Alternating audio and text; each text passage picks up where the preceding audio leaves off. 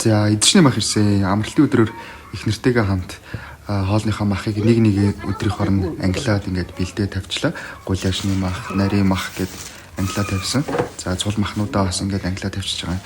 Ер нь бага насны хүүхдүүдтэй болохоор нэг удаагийн хоолны хооронд ингээд бэлдээд нарийн мах, гуляшны мах, за тэгээ баха машиндаад котлет, бөөрийнхний мах хийгээд тавьчаар ер нь их амар байна. За энд ихнэр маань одоо котлетний мах, бөөрийнхний мах, бургерний мах гэд ингээд ангилаад бэлдээд тавьж байна. Бид нар санаа одоо хоол идэх.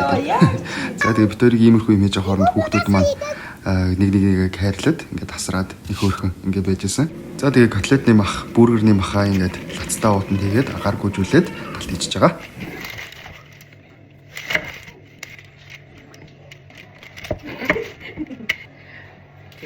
Бургерний мах. Бургерний мах.